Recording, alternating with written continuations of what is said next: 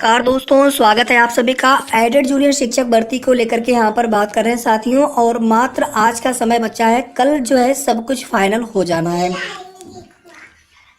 12 तारीख का रिजल्ट का वेट करते करते दोस्तों जब 13 तारीख का समय आया तो उस दिन जानकारी निकल करके आई, जो कि हमने कल आपको 2 वीडियो के माध्यम से अलग अलग करके संपूर्ण अपडेट आपको प्रोवाइड करा दी थी कि इस बार जो है टीजीटी की और पीजीटी की तर्ज पर कोई जिला आवंटन फॉर्म नहीं भरवाया जाएगा, सीधे सीधे आपको जिला ही अलॉट हो जाएगा मेरिट लिस्ट बनाते हुए। यानी जिस जिले की कट ऑफ कम होगी, यानी मान लीजिए आपका गुणांक ज़्यादा है तो आपको अपना गृह जनपद मिल जाएगा। अदरवाइज जहाँ पे मेरिट कम जाएगी फिर वहाँ पे आपको जिला अलॉट होगा। और अगर कोई अभ्यर्थी किसी भी 75 जिले के किसी भी मेरिट में नहीं आ पाता है, क्योंकि देखिए जो आवंटन होता है ये जिले लेवल पर नहीं होता है, इसको आप ध्यान रखिएगा। जिला आवंटित होता है, न कि मेरिट जिले लेवल पे बनती है, मेरिट आपकी स्टेट लेवल पे बनती है। तो ये कुल मिलाकर के प्रोसीजर होनी है। और चूंकि इंटरव्यू इसमें भी नहीं है, टीजीटी से भी साक्षात्कार को हटा लिया गया था, तो बिल्कुल सेम प्रोसीजर जो है टीजीटी वाला आप यहाँ पे मान सकते हैं। अगर टीजीटी वाले जितने भी अभ्यर्थी होंगे आपको अच्छी तरह से पता होगा कि किस प्रकार से मेरिट वहाँ पे बनती है। उसके बाद काउंसलिंग यानी डॉक्यूमेंट वेरिफिकेशन, और फिर फाइनली जो है वहाँ पर विद्यालय के लिए विकल्प, वहाँ पे कॉलेज के लिए विकल्प मांगे जाते हैं, यहाँ पर हमारे लिए विद्यालय के लिए विकल्प मांगे जाएंगे। यही कुल मिलाकर के प्रक्रिया आपकी कल रहने वाली है। और रिजल्ट आपका कल ही जारी होगा। रिजल्ट को लेकर के कोई भी अभ्यर्थी आप परेशान मत होइए। जो भी उस दिन मीटिंग में चले गए थे सचिव साहब, या फिर जो भी वहाँ पे व्यस्तता या जो भी वहाँ पे समय लिया गया, वो सिर्फ और सिर्फ बदलाव के लिए लिया गया। और हमने आप सभी को बता दिया था कोई भी वहाँ पे दूसरा इशू नहीं हो सकता था, बाकी जो भी हो। लेकिन जहाँ तक मुझे लग रहा है कोई भी वहाँ पे टेक्निकल इशू या कोई भी किसी भी तरह की कोई भी इशू वहाँ पे नहीं हो सकते थे। पहले भी आप देखे होंगे, भले ही रात को 10, साढ़े 10, 11, 12 बज जाए, लेकिन उसी दिन ही रिजल्ट जारी करता है पीएनपी। भले ही आप अगले दिन चेक कर पाए वो अलग बात है, लेकिन उसी दिन ही रिजल्ट जारी होते हैं, चाहे डीएलएड हो, चाहे यूपी टेट हो, चाहे पहले के प्राइमरी सुपर टेट रहे हों।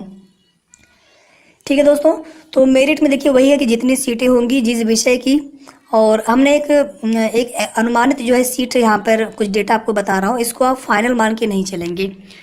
मैथ और साइंस में 2 विषय होने की वजह से मेरे हिसाब से 500 के आसपास सीट्स होना चाहिए, और सबसे ज़्यादा अभ्यर्थी भी आपके मैथ साइंस में ही हैं। एसएसटी में जो है लगभग जो है 350 के आसपास सीट्स होनी चाहिए, और इतनी ही सीट्स आपकी हिंदी में, संस्कृत में और अंग्रेजी विषय में भी प्लस माइनस हो सकता है। यहाँ पर देखिए 2 विषय मैं इसलिए कह रहा हूँ, भले ही इस बार दोनों विषयों की एक साथ यहाँ पे परीक्षा कराई गई हो, लेकिन पहले ये दोनों विषयों के लिए अलग अलग मैनेजमेंट कोटे से भर्ती की जाती थी।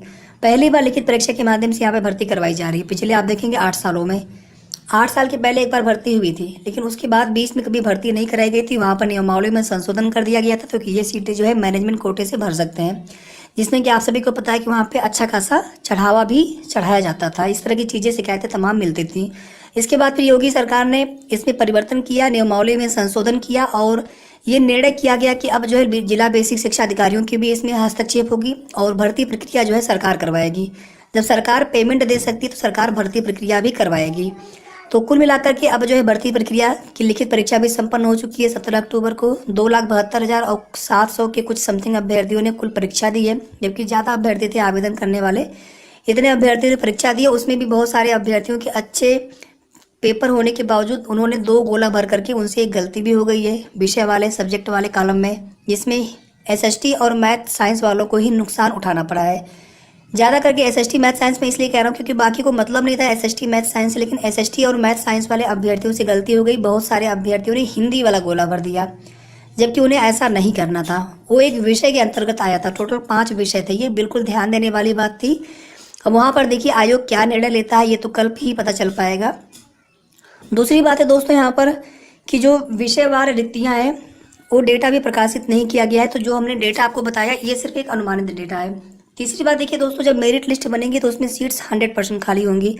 जिला आवंटन फॉर्म न भरवाए जाने की वजह से ऐसे अभ्यर्थी जो नहीं यहाँ पर काउंसलिंग करवाना चाहेंगे उनके भी नाम लिस्ट में हो सकते हैं। जैसे टीजीटी वाले अभ्यर्थी हो, वहाँ पर चयनित हो गए, लेकिन उनका नाम यहाँ पर भी आ सकता है अगर उनके अच्छे गुणांक है तो। इसी तरह से पीजीटी वाले अभ्यर्थी होंगे, या फिर अन्य भर्तियों से संबंधित, या फिर कुछ ऐसे भी अभ्यर्थी 10-20 हो सकते हैं जिनके डॉक्यूमेंट्स में कुछ गलतियाँ हो, कुछ त्रुटियाँ हो, या उन्होंने ऐसे ही फॉर्म भर दिया हो। बहुत सारे ऐसी चीज़ें हो सकती हैं। तो मेरे हिसाब से दोस्तों यहाँ पे लगभग 100 से 200 के आसपास सीटें खाली रह सकती हैं।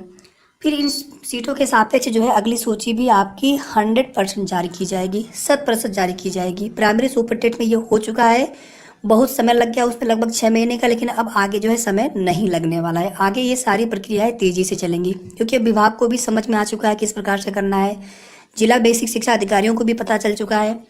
फिर देखिए दोस्तों, जो सीटें हैं 1504, मैं यहाँ पे सहायक अध्यापक और प्रधानाचार्य दोनों के लिए ही बात कर लेते हैं, तो कुछ न कुछ सीटें दोनों में ही बढ़ेंगी। 1894 टोटल सीट्स यहाँ पर है, 1504 प्लस 390। जो संशोधित अधियाचन मांगा गया था, भले ही उसमें दिव्यांग अभ्यर्थियों से संबंधित चीज़ें थी, लेकिन सीटें बढ़ेंगी कुछ न कुछ, और सीटों के बढ़ने से थोड़ा सा जो है गुणांक में भी डाउन, बिल्कुल 100% नीचे आएगा थोड़ा सा। और हम सभी की तरफ से कोशिश चल रही है दोस्तों कि 4000 प्लस सहायक अध्यापक के और लगभग 500 के आसपास प्रधानाचार्य के ये पद पूरे हो जाएं।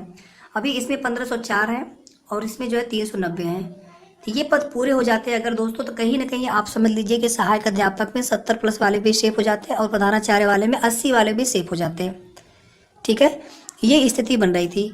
तो कोशिश यहाँ पर दोस्तों हम लोगों ने बहुत करी है, पिछले 1 महीने से लगातार प्रयास जारी था। सिर्फ यहाँ पर यूट्यूब चैनल के माध्यम से नहीं, यहाँ से कुछ नहीं हो सकता था, जहाँ से हो सकता था हमने वहाँ से प्रयास किया, और आप सभी लोगों में से भी बहुत सारे भाइयों ने हमारा सहयोग किया, अपने अपने स्तर से जो लोग जितना कर सकते थे, ज्ञापन के माध्यम से, चाहे अधिकारियों के माध्यम से, चाहे सचिव साहब से मिल करके अपनी समस्या को अवगत कराया गया। कुछ हमारे भाई गए थे, तो इस प्रकार से कोशिश पूरी की गई। अगर यहाँ पे कोई चमत्कार, कोई मिरेकल अगर होता है, ये पूरी सीटें अगर जोड़ दी जाती हैं, तो उस स्थिति में दोस्तों 70 प्लस वाला भी सेफ हो जाएगा, किसी भी कैटेगरी में हो। ठीक है, और मैं जनरल की बात कर रहा हूँ, यहाँ पे 70 वाला भी सेफ हो जाएगा, तो आप समझ लीजिए अदर कैटेगरीज में इससे कम ही गुणांक जाएगा। लेकिन यहाँ पे जो अभी सीटें हैं, इन सीटों के मुताबिक 72, 73, 74 यही अलग अलग विषयों की जो कट ऑफ है वो जा सकती है। अभी हम अलग अलग विषयों के लिए अलग अलग आपको कैटेगरी वाइज कट ऑफ बताएंगे, तो वीडियो को आप सभी पूरा देखिएगा, कोई भी पार्ट आप स्किप मत करिएगा। और प्लीज़ साथियों, वीडियो को सभी लोग लाइक भी कर दीजिएगा, जितना हो सकता है आप शेयर भी कर दिया करें, आप लोग अब कर सकते हैं तो, और साथ में चैनल को भी जरूर सब्सक्राइब कर लीजिएगा। तो दोस्तों यहाँ पर हमने विषयवार रिक्तियों की थोड़ी सी चर्चा कर ली। वर्गवार की बात कर लें अगर एक बार, अगर आपको आइडिया ना हो, मैं आपको बताना चाहता हूँ कि 40% आपका अनरिजर्व हो गया, 10% आपका EWS हो गया, 27% आपका OBC हो गया, 21% आपका ST हो गया, 2% आपका ST हो गया, ये SC है आपका 21%। इसके बाद ये तो आपका एक हो गया क्षैतिज आरक्षण, और इसके बाद ऊर्ध्वाधर वर्टिकल रिजर्वेशन, दोनों रिजर्वेशन एक साथ लागू किए जाते हैं। उसमें जो है आपका 90 और 10 होता है। 10 में यानी इसमें जो आपका 9 और 1 का रेशियो होता है, तो इसमें जो है फ्रीडम फाइटर, एक्स सर्विसमैन और दिव्यांग अभ्यर्थी शामिल होते हैं। दिव्यांग PH कैटेगरी के जो अभ्यर्थी होते हैं, अक्सर इनकी संख्या ज़्यादा रह जाती है। यहाँ पर रिक्तियाँ बहुत कम होने की वजह से ये भी हो सकता है कि फ्रीडम फाइटर और एक्स सर्विसमैन में भी सीटें न बचें, बल्कि वहाँ पे भी हो सकता है कि कुछ गुणांक थोड़ा सा मतलब ज़्यादा रहे, फिर भी 65 उसके आसपास के लोग बिल्कुल सेफ हो सकते हैं। आगे अभी हम बात करेंगे अलग अलग विषय के हिसाब से। कल दोस्तों लगभग 1:30-2 बजे के आसपास तक, या फिर हो सकता है उसके पहले भी, थोड़ा सा आइडिया लगा पाना मुश्किल हो जा रहा है, क्योंकि सारी तैयारियां पूरी कर ली गई हैं, और सिर्फ यहाँ पे मात्र 1894 अभ्यर्थियों की ही, जिसमें 1504 सहायक अध्यापक प्लस 390 प्रधानाचार्यों की ही लिस्ट जारी होनी है, मेरिट लिस्ट आनी है। तो मुझे नहीं लगता कि यहाँ पर समय लगेगा, संभवतः हो सकता है कि आज भी NIC कार्य कर रहा हो इस पे, और NIC 24 आवर्स 7 डेज काम करता है, ये बात आप लोग जान लीजिए, आज भी काम आपका चल रहा होगा। तो इसीलिए कल हो सकता है कि बहुत जल्दी आपको लिस्ट देखने को मिल जाए, बहुत ज़्यादा इंतजार करने को न मिले। तो जिनके भी गुणांक कम है, आप लोग बिल्कुल घबराएंगे नहीं। जो भी यहाँ पर आपको कटापी बताई जा रही है, उसको भी लेकर के आपको परेशान नहीं होना है, आपने मेहनत कर दिया है। अब लिस्ट आएगी, उसके बाद देखा जाएगा क्या होता है, और कुछ सीटें बचेंगे, कुछ जो पॉइंट से रह जाएंगे, कुछ गुणांक कम से जो रह जाएंगे, उनके लिए अगली लिस्ट में उम्मीद बनी रहेगी। सबसे पहले है यहाँ पर हम देखेंगे मैथ प्लस साइंस वालों के लिए। देखिए दोस्तों, सबसे ज़्यादा डाउट्स जो लग रहा है ना कट ऑफ को लेकर के हिंदी और संस्कृत में, उसमें देखेंगे आप सभी के गुणांक बहुत ज़्यादा लोगों ने शेयर किए हैं, तो उसके हिसाब से तो वहाँ पे गुणांक थोड़ा सा हाई रहने के चांस है। मैथ प्लस साइंस में, और यहाँ पर SST में और अंग्रेजी में, ये 3 ऐसे विषय हैं जहाँ पे लग रहा है कि एक ऑप्टिमम ही कट ऑफ जाएगी। अगर हम यहाँ पर तीनों का अगर एक साथ डिस्कस कर लें तो ज़्यादा बेटर होगा, आपका समय बचेगा। मैथ प्लस साइंस, SST सामाजिक अध्ययन वाले और अंग्रेजी विषय वाले। सबसे पहले हम लोग जनरल या फिर अनरिजर्व कैटेगरीज को आप कह लीजिए। मेरे हिसाब से दोस्तों यहाँ पर जितने भी अभ्यर्थी 73 से लेकर के 74, और अगर 74 प्लस है तो फिर तो आप पूरी तरह से सेफ हैं। 73 से लेकर के 74 तक अगर इसके बीच में आप हैं, तो मेरे हिसाब से आपका नाम चयन सूची मेरिट लिस्ट में आने के प्रबल चांस है। 73 से अगर आप कम हैं तो भी आपके लिए चांस कम नहीं होंगे। ठीक है, आप उम्मीद बना करके रखें, हो सकता है कि कट ऑफ आपका, मेरिट आपका कम जाए। ठीक है साथियों, बाकी आपको इसमें कोई भी आपको डाउट, कोई भी आपको समस्या लग रही हो, आप लोग कमेंट जरूर करिएगा प्लीज़, क्योंकि मेरा बिल्कुल भी ये उद्देश्य नहीं कोई भी दोस्त यहाँ पे डिमोटिवेट हो। ठीक है, 73 से लेकर के 74 अन्य रिजर्व कैटेगरी, इसके ऊपर है तो आप बिल्कुल सेफ अपने आप को मान के चलिए।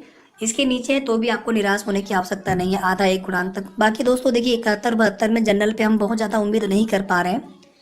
बाकी देखिए मेरी भी प्रार्थना है, दुआ है भगवान से कि मेरिट कट ऑफ और नीचे आए, गुणांक और नीचे आए, क्योंकि इतना भी आसान नहीं होता है बहुत ज़्यादा गुणांक ले आ पाना, विशेष करके उन अभ्यर्थियों के लिए जिनके एकेडमिक 25-26 हो। उनसे आप पूछिए, वो बताएंगे कि गुणांक उनके किस प्रकार से होंगे। बहुत दिक्कत होती है, भले ही उनके सुपर टेट में 120-130 नंबर तक क्यों ना आ जाए, लेकिन गुणांक उनका 72-73 तक पहुंचने में बहुत मतलब समझ लीजिए कि संघर्ष हो जाता है, कि इतना गुणांक भी नहीं बन पाता है। ईडब्ल्यूएस में और ओबीसी का एक साथ देख लीजिए आप, क्योंकि इन दोनों की जो कट ऑफ है लगभग जो है, मैं समान नहीं कर रहा हूँ, लेकिन जनरल से कितना नीचे आ सकता है वो बात कर रहा हूँ मैं। आप ये मत समझिएगा कि दोनों की कट ऑफ में सेम बता रहा हूँ, जितना नीचे आ सकता है जनरल से वो बता रहा हूँ मैं आपको यहाँ पे।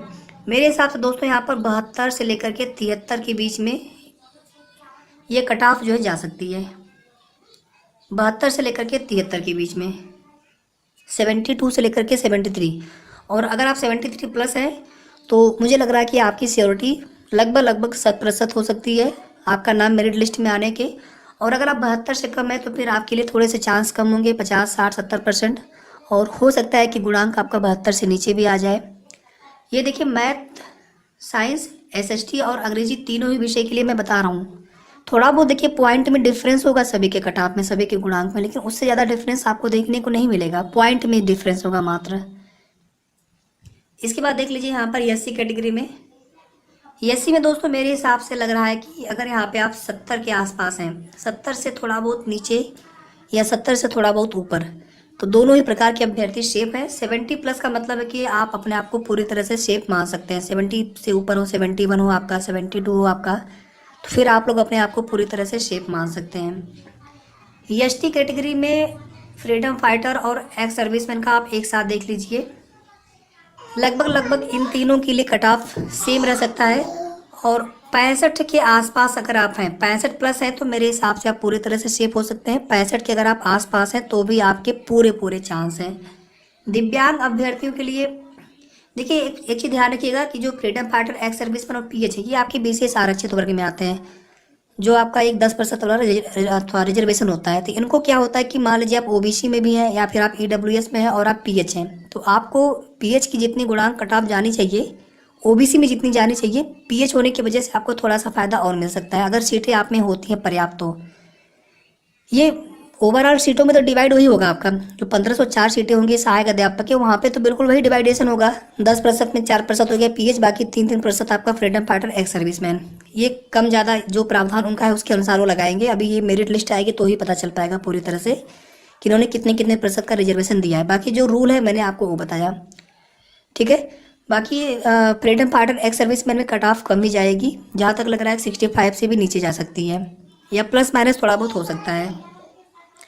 ठीक है दोस्तों, तो ये उम्मीद करता हूँ कि मैथ, एसएसटी और अंग्रेजी विषय की जो कट ऑफ है आपको समझ में आ गई होगी। अब इसके बाद हम लोग चर्चा करेंगे सीधे हिंदी और संस्कृत की एक साथ। सबसे पहले यहाँ पर हम लोग देखेंगे अनरिजर्व या फिर जनरल कैटेगरी की, उसके बाद हम लोग देखेंगे यहाँ पर ओबीसी कैटेगरी की, फिर देखेंगे हम लोग एससी, और यहीं पर हम लोग बात कर लेंगे ईडब्ल्यूएस की। इसके बाद हम लोग एसटी, फ्रीडम फाइटर और एक्स सर्विसमैन की, और फाइनली हम लोग पीएच की भी कट ऑफ यहाँ पे देख ही लेंगे, ठीक है। और यहाँ पे जिस तरह से लोगों ने अपने कमेंट किए हैं उससे बहुत अच्छा भी लग रहा है कि गुणांक सभी के अच्छे हैं, लेकिन कहीं ना कहीं यहाँ पर थोड़ा सा दुविधा है कि आखिर कितने मतलब कट ऑफ, जैसे 80, 82, 83 तक भी लोगों के गुणांक हैं यहाँ पर। तो इससे लग रहा है दोस्तों कि हो सकता है कि यहाँ पे गुणांक थोड़ा सा हाई रहे। मैथ, साइंस, एसएसटी और अंग्रेजी की तुलना में यहाँ पे जो कट ऑफ है, गुणांक है, वो ज़्यादा जाने की प्रबल संभावना है। तो मेरे हिसाब से दोस्तों जनरल कैटेगरी में देखिए यहाँ पर 75 से नीचे के लिए कोई नहीं कह रहा होगा आपसे, लेकिन मैं आपसे कह रहा हूँ यहाँ पे 74 से लेकर के 75, और अगर 75 प्लस में आप हैं तो फिर आप अपने आप को पूरी तरह से सेफ मान सकते हैं। 74 से कम आने के चांस यहाँ पे थोड़े से कम है। 74 से 75 के बीच में अगर आप हैं तो आपके पूरे चांस हैं कि आपका सिलेक्शन हो सकता है अनरिजर्व या फिर जनरल की कैटेगरी में। ओवरलैपिंग होगा भाइयों, जितने भी लोगों के मन में दुविधा है, ओवरलैपिंग तो होता ही है। ठीक है, जो प्रावधान है आपके वो, अगर आप मेरिट में ज़्यादा हैं, कट ऑफ में ज़्यादा हैं और अन्य रिजर्व की जो भी क्राइटेरिया, अगर उसको आप अगर वो आप में है तो निश्चित रूप से आप लोग अन्य रिजर्व की कैटेगरी की सीटों पर फाइट करते हैं। और जिला आवंटन भी आपको इसी प्रकार से होगा, जिनके मेरिट हाई होंगे उनको अन्य रिजर्व की सीट में भी आपको जिला आवंटित हो सकता है, जिनके कम होंगे उनको उनकी कैटेगरी की में सीट आवंटित करते हुए जिला आवंटित होगा। ओबीसी में और ईडब्ल्यूएस में दोस्तों मेरे हिसाब से 73 से लेकर के 74 के बीच में, और अगर 74 प्लस है तो आप अपने आप को पूरी तरह से सेफ मान सकते हैं, 73 से लेकर के 74 तक। ठीक है, बाकी 73 से कम पे मैं बहुत ज़्यादा यहाँ पे आसान्वित नहीं हो पा रहा हूँ, और हो सकता है कि इससे कम भी गुणांक आए। बस ज़्यादा नहीं दोस्तों, अब कुल मिला करके एक दिन का समय बचा है, सब कुछ क्लियर होने वाला है। तो ये हो सकता है कि आपके लिए कट ऑफ की अंतिम वीडियो हो हमारी, और आप सभी को हमारी तरफ से ढेर सारी अग्रिम शुभकामनाएं भी मैं दे रहा हूँ।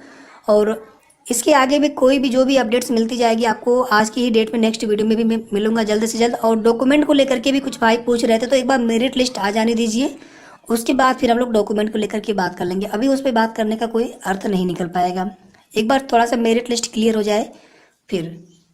एससी कैटेगरी में देख लीजिए दोस्तों, यहाँ पर 70 से लेकर के 71, या फिर मैं इसको 72 कर ले रहा हूँ, क्योंकि एससी कैटेगरी में भी अभ्यर्थियों की संख्या कम नहीं है अगर कंपेयर करेंगे आप जनरल से। ओबीसी में हालांकि सबसे ज़्यादा होती है, लेकिन यहाँ पे जनरल और ईडब्ल्यूएस से कंपेयर करेंगे तो एससी में भी अभ्यर्थी कम नहीं है। तो 70 से लेकर के 72 तक भी गुणांक सेफ कट ऑफ जा सकता है। एससी कैटेगरी में भी आप देखेंगे 73-74 वालों की भरमार है, बहुत सारे अभ्यर्थी हैं, इसलिए मुझे लग रहा है कि 70 तो बहुत कम बता रहा हूँ मैं यहाँ पर, बल्कि यहाँ पर 71 से लेकर के 72 तक आप इसको मान के चले। 71 से नीचे आने के चांस कम लग रहे हैं, और 72 प्लस में अगर आप हैं, 73 है, 74 है, तो फिर आपके पूरे 100% चांस हैं। एसटी में बात कर लें या फिर फ्रीडम फाइटर, एक्स सर्विसमैन, तो आपके लिए जो है यहाँ पर 66 के आसपास तक सेफ गुणांक जा सकता है। पीएच में देखिए दोस्तों, यहाँ पर 66 से लेकर के या 65-66 से लेकर के यहाँ पे आप 73-74 तक। अगर आप एसटी में है तो 66 पे भी हो सकता है, एससी में अगर आप है तो आपका 69 में हो सकता है, 70 में हो सकता है, आप ओबीसी में तो हो सकता है आपका 72 में हो जाए, 71 में हो जाए, जनरल में हो तो आपका हो सकता है कि 73 में हो जाए। इस प्रकार से हमने ये रेंज बताई है पीएच कैटेगरी की। तो ये दोस्तों हिंदी और संस्कृत की हमने सम्मिलित रूप से आपको यहाँ पर कट ऑफ बताई है। उम्मीद करता हूँ कि आपको ये कट ऑफ का वीडियो बहुत पसंद आया होगा, और ईश्वर से प्रार्थना है कि जिनके भी गुणांक कम है, मेरिट कट ऑफ नीचे जाए, जब मेरिट लिस्ट आपके कल जारी हो और आपका भी सिलेक्शन हो। सीटें अगर जुड़ जाती हैं, 4000 प्लस सीटें अगर हो जाती हैं सहायक अध्यापक की, प्लस आपके 5 प्रधानाचार्य में, तो कहीं ना कहीं ये गुणांक आपका 2 से 3 गुणांक तेजी से नीचे आएगा, क्योंकि हाई मेरिट में अभ्यर्थियों की संख्या कंपेरेटिवली कम होती है, जो कि मीडियम रेंज में होती है। तो फिलहाल इस वीडियो के माध्यम से इतना ही। वीडियो को सभी लोग जरूर लाइक कर दीजिएगा, शेयर भी कर दीजिएगा आप लोग, और साथ में चैनल को भी जरूर सब्सक्राइब कर लेंगे। जल्द मिलते हैं नेक्स्ट वीडियो में, कोई भी जो भी अपडेट्स होगी आपके जूनियर एडेड शिक्षक भर्ती से संबंधित। बहुत बहुत धन्यवाद।